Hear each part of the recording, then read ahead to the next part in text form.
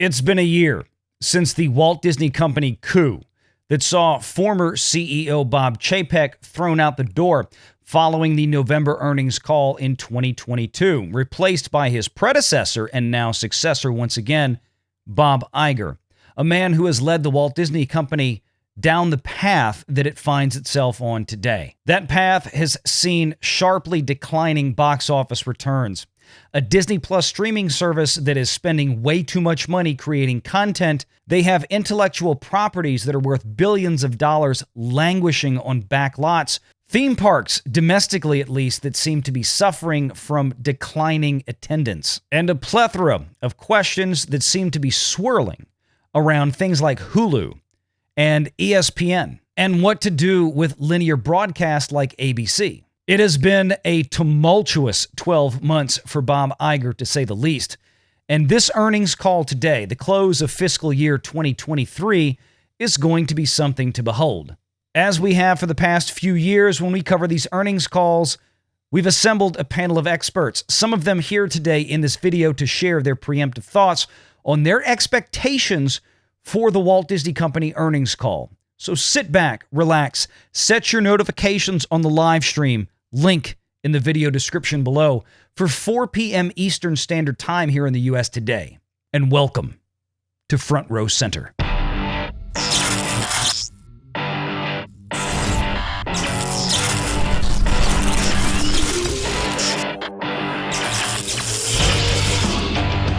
Renegade Online.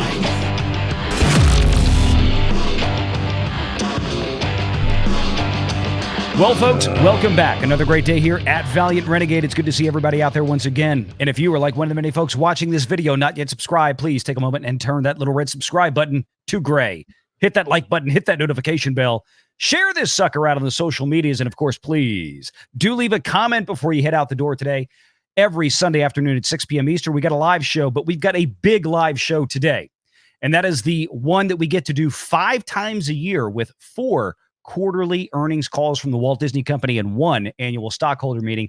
These have become some of the biggest live streams that we do. Back in August, we had 8,000 of you watching us for this. We're hoping maybe we'll get somewhere near there again today. But I've invited this fine panel here today, many of whom you will see this afternoon on the live show as we cover the Walt Disney earnings call.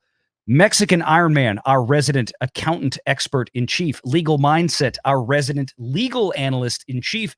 WDW Pro, our resident Disney expert in chief. And Jonas J. Campbell, investigative journal extraordinaire, who has pulled in so much data for us. Gentlemen, the goal today is I want to hear your thoughts in a lightning round, your expectations for the Walt Disney Company within all of your areas of expertise. We'll start with Mexican Iron Man. Mike, Disney has had a lot of problems lately when it comes to cash flows and different business entities within the Walt Disney Company, the different divisions. We've had a huge recasting of their financial reporting in the last month or so. What are you most hoping for to hear from? We have a new chief financial officer, new stuff hopefully coming forward in the new year for Disney. What are you looking for on the financials? 3 things. One is I want some comment about this new CFO, and I'm going to be paying close attention to how they characterize his recruitment, what he's going to be doing. I read the press announcement, but I'm going to be very curious as to how he's being presented to Wall Street. Number 2, I want to know, where is my dividend? Hashtag dang it, Bob. There's not been a dividend for this company announced or declared or paid since 2019, and the time is high for that to happen. And number 3, I'm curious about the financing and the financial integrity of this company going forward. They put out a press release in the last week stating that they are exercising an option, that we already knew about related to HULU. But I wanted some clarity as to when that valuation is going to come in and how much it's going to actually cost us. That's what I'd like to have happen. Yeah, there is so much that Disney has to cover tomorrow from the financial side, and that really cannot be understated.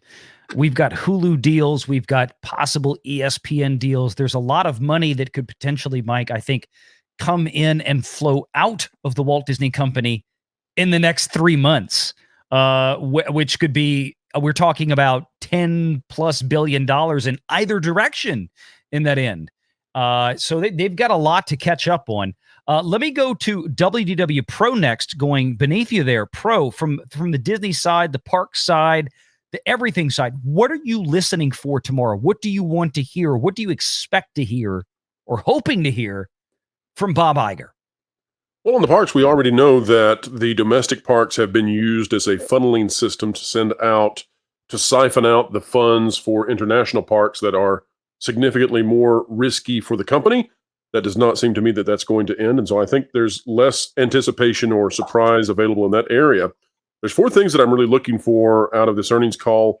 As Mike said, the dividend, if they don't come out with that dividend tomorrow, if they don't have an announcement, and also I think if it's embarrassing, if it's any of those things, this is going to be a major faux pas for the company. It's going to reveal that they have not healed themselves to the point that they can do something significant. Also, though, we need to be watching for any kind of tell when it comes to ABC and when it comes to the Hulu situation.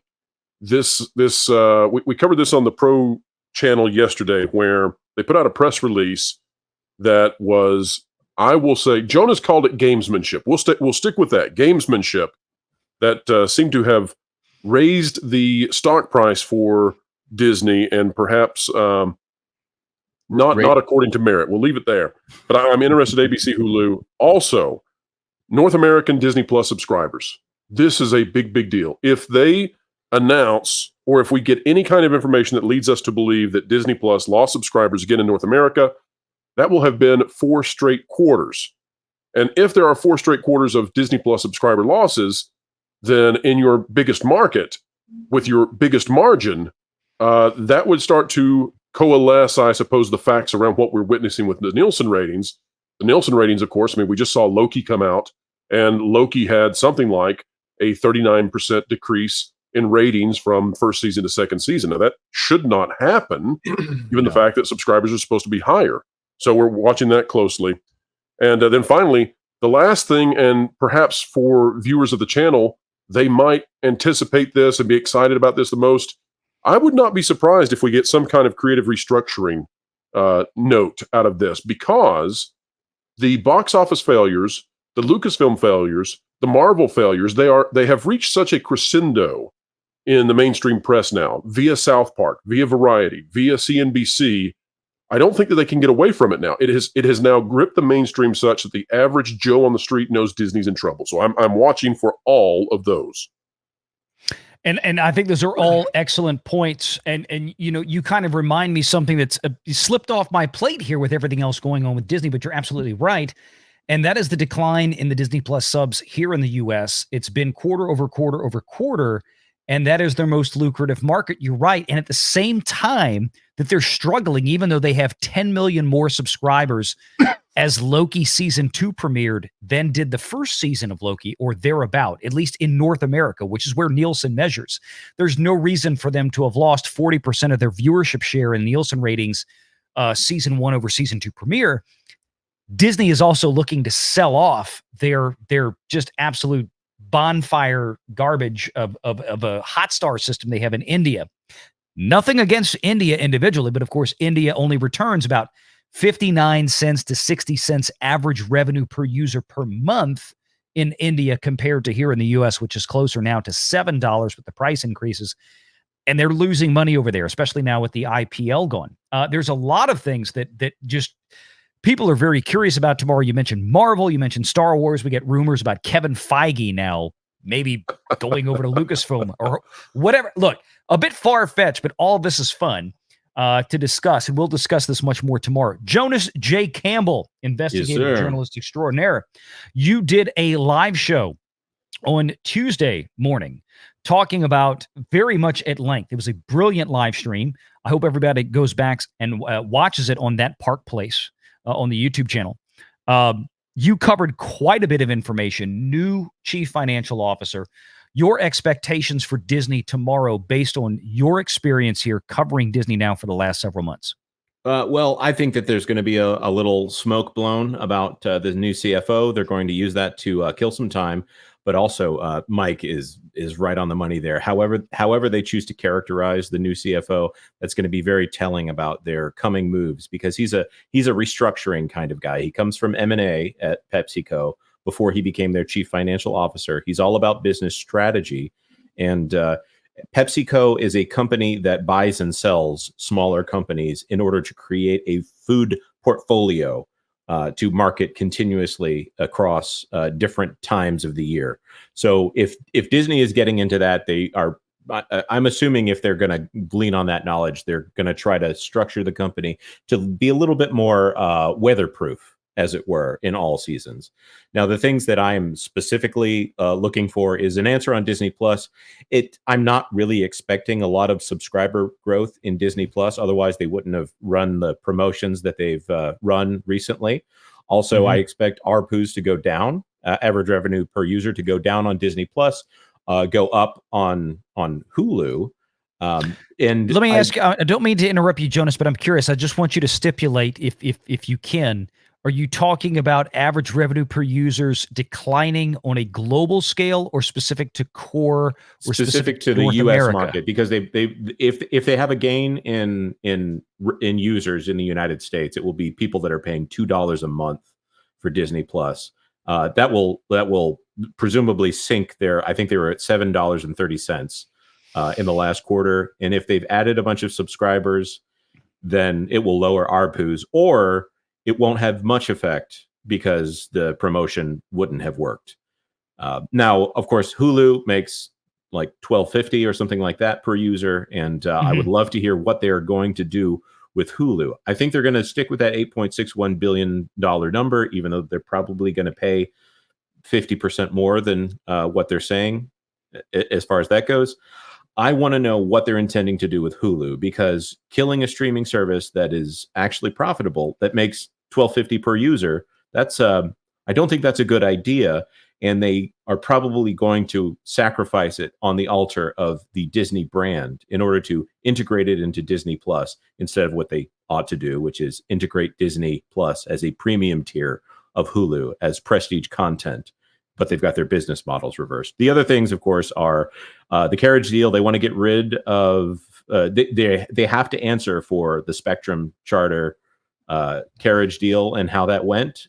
They've essentially murdered 8 to 10 cable channels. This Spectrum deal, those will be going away, and ending a content pipeline that is broken anyways. So take that for what it's worth.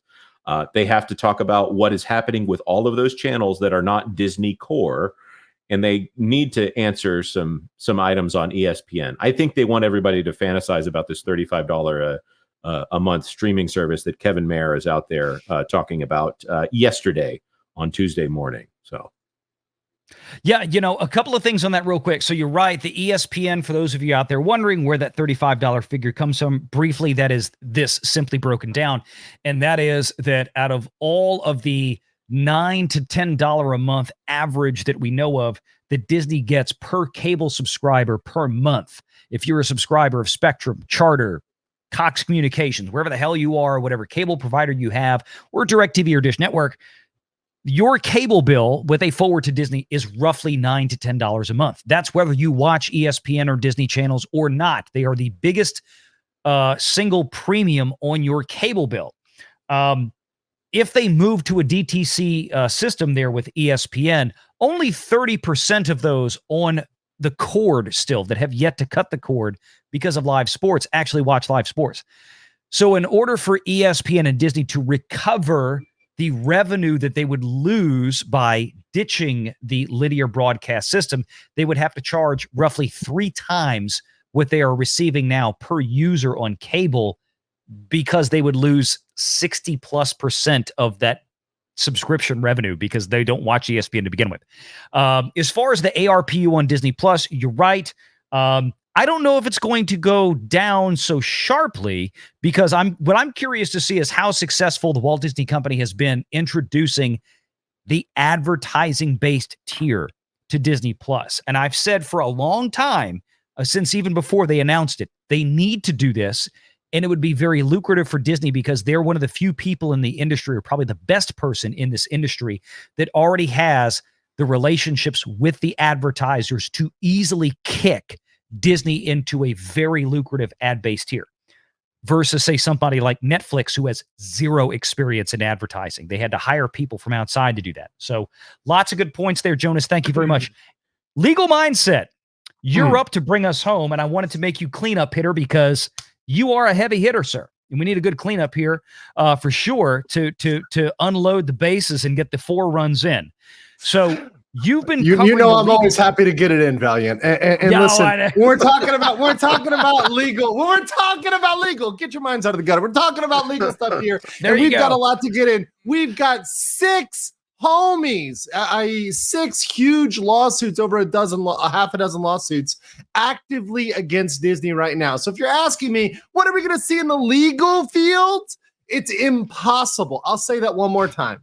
It is impossible to escape this earnings call with at least one of the cases not mentioned. It is impossible with all of the cases that they get out there that at least a mention isn't going to get out there regarding their ongoing legal cases. These are all significant liabilities for the company, from the TSG lawsuit to the shareholder lawsuits. We've still got the 2 active lawsuits in Florida, not to mention the fact that during the earnings call, there will be a hearing in the state case. So you've got material stuff happening during the earnings call.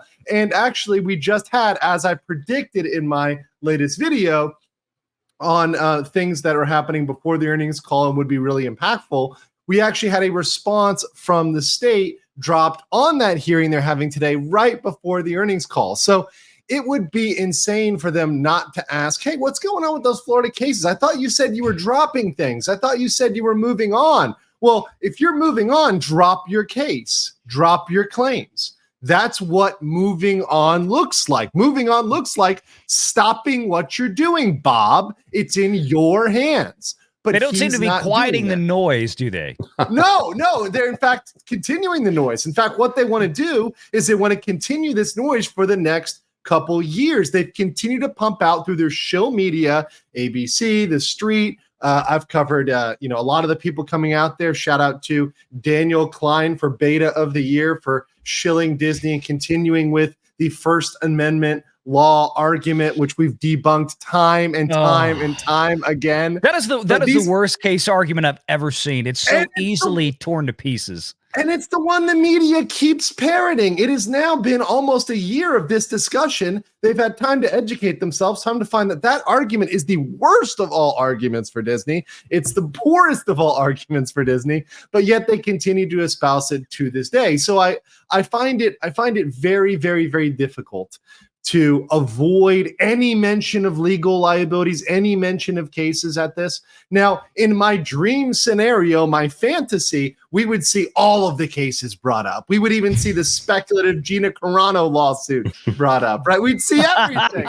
But I am of course going to be sober here. We're going to be somber, and in reality, I expect that lawsuit that's most likely to be brought up is, of course, the Florida lawsuit, because that is seen. Can we take up a pool? Can we pass the hat? I tell you what, folks. Tomorrow on the live show for the Disney earnings call, we will pass the hat. Everybody throw it $1. Or probably 10 cents what the audience will have. And we will buy 1 share of Disney stock to bequeath to Gina Carano so she can get in line for the annual stockholder meeting call-in. I would gladly do this, and I will double that. If she drops the Gina Carano files an hour before the earnings report tomorrow, all of our channels explode. They blow up. They incinerate. We will never stop live streaming. Andrew, I have 2 simple questions for you regarding the Florida lawsuit, sir. They're very easy to answer. Number 1, does Disney own Reedy Creek? Or did they when it existed? No. Okay, so if Disney didn't own Reedy Creek and Reedy Creek was not a subsidiary of the Walt Disney Company, let me ask you, is there any private company in America that has a right to its own government? That's a no, and that is the okay. That's case closed, folks. Thanks. That is the exact line that they've been using in the media, is that this is a benefit, that this is something they're entitled to, and now they've turned to pointing to the new Universal District and saying, "Look, they own it. They own it." No, they don't own anything. Non-residential special taxing district, a non-residential special taxing district for Universal. Which what was Disney promising when they got Reedy Creek again? Maybe a certain experimental prototype community of tomorrow. Maybe a residential taxing district is what they promised. Really interesting there. But of course, that and many things we'll get into in my pregame for the earnings call, which I'll be going off on 1 p.m. right before you guys kick off. So I'm really excited to go into depth on this stuff. We got the new SEC filing as well for the CFO. I'm going to go over that contract, as well as go over a couple other updates in the cases, other updates regarding some of the hearings. So we'll get all of that before this call. I am extremely excited. You're going to have a long night. Andrew, as a corporate attorney, let me ask you a question. Do you think they'll announce Nelson Peltz from a governance standpoint getting a board seat or not? Well, if he is granted a board seat from a SEC standpoint, they would have to disclose that if they've already come to that decision at this point. And that's a material disclosure, so they'd have to disclose that. Frankly, I don't think that that's the case, because I don't either. I think that Peltz would say something about it, frankly. I think so completely. I think as much as I want to hear about that, I don't think it's going to happen. And if it does, that's kind of the next level, the next DEFCON after the CFO hire, maybe in the next few months. Maybe. Yeah, I think that would be good for Disney, by the way. I think, look, if we want to stand for Disney here, we want to say what would be good for Disney, what would help them, is saying, hey, look, these people are on board, and the things aren't going to be the way they were before, right? So maybe they're waiting for rock bottom before they pull up into a Peltz Perlmutter, or coming on the, we're bringing in Peltz, and Perlmutter's got a seat as well aboard again. Yeah. I mean, maybe. I mean, I think they would get the benefits of being the reform party while still being the incumbent. Right. Yes. I think tomorrow what we can expect, or I think today, as you guys are watching this, we're recording this the night before, obviously, but I think what we'll expect tomorrow, and that's a great point. I meant to bring this up to ask you guys like a final yes or no question. Do you think that Bob Iger, during the call, will bring up the Nelson Peltz situation? Yes or no, Mike? Not Q&A during the call. No. Pro? No. Not outside the Q&A. Jonas? Same. Not outside the Q&A. Legal? No. I don't think it's no. And I agree with all of you, but I do think that one of the very first questions, or one of the questions for sure, will be about this Trian issue. And I'll tell you what, gentlemen, if nobody during the Q&A asks about the Trian question, that tells us just as much. Would you agree? Oh, yeah. Okay. Yes. Yeah. We're all on the same page here. This is going to be an interesting one, folks. Stick around. At 4 p.m. Eastern, we will begin the big show. Make sure you check out Legal Mindset and WDW Pro on their respective channels. They will be doing shows before we launch into the main event at 4 p.m. Eastern for the Walt Disney Company earnings call. At 4:30 p.m., that call will begin. But bear in mind that the financial reports related to this call will release about 30 minutes ahead of time when we launch. So make sure you're around for that one. We'll be covering it and get into it. And then, of course, we will have a stellar panel during the call, and the panel will open up and get even bigger and better after the call when we have folks join us to give their thoughts on what we heard and give a full breakdown.